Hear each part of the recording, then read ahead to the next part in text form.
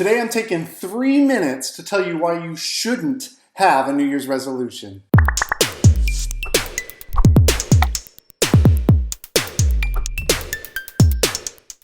How's it going, everyone? Craig here, and I'm a financial coach who loves helping people get out of the paycheck to paycheck cycle, whether it's in your business or in your personal finances. Now, today I'm going to be talking to you about New Year's resolutions and why you should ditch them completely.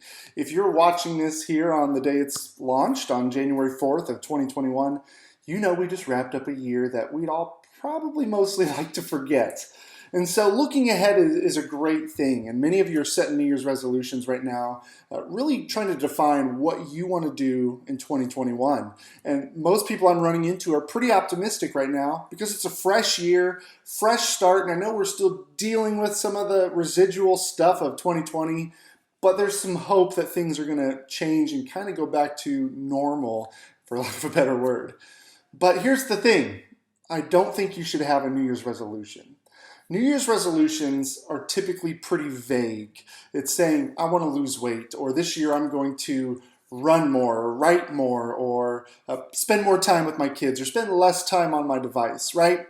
All noble things, all great things to aim for and shoot for, but they're pretty vague, right? How will you know when you are successful? What are the measurements? What are the parameters you're going to put around yourself to make sure that you don't spend too much time on your phone, or that you do write more or run more or whatever it is? So what I want you to do is take that New Year's resolution, crumple it into a ball and throw it in the trash, and we're going to redo it. And instead, we're going to write goals for 2021, and to be more specific, SMART goals. SMART goals, it's an acronym for key things to put into your goal for the year. Number one, we want it to be specific. What is it you want to accomplish? Not just write more, but how much do you want to write? Do you want to write a book? Do you want to write a blog every month? What does that look like? Get specific. Number two, measurable. Put a number to it. If you're trying to get out of debt, don't just say pay off debt this year. How much debt? 10,000, 20,000, whatever that number is, we need to write it down so you can measure your progress. Number three is A, so attainable. We want it to be something that you can actually achieve. Don't say you're going to pay off $200,000 in debt when you make $70,000 a year in salary, right? The R, the fourth thing, is relevant. We want it to be something that means something to you. If you haven't been trying to lose weight, don't set a goal to lose 20 pounds, right? Because it's not going to have a personal connection.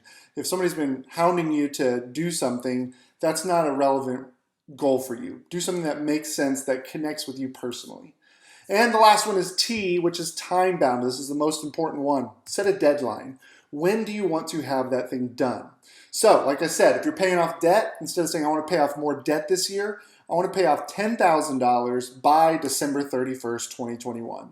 You now have a deadline to do it. You have a number that's specific, and we can track it. That means by the end of June, you should have paid off $5,000. All right, guys, write your SMART goals. Get ready for 2021 to knock it out of the park. Thanks for joining me today. If you want a free roadmap, just click right up here and I'll drop it there for you. Otherwise, I'll see you in the next video.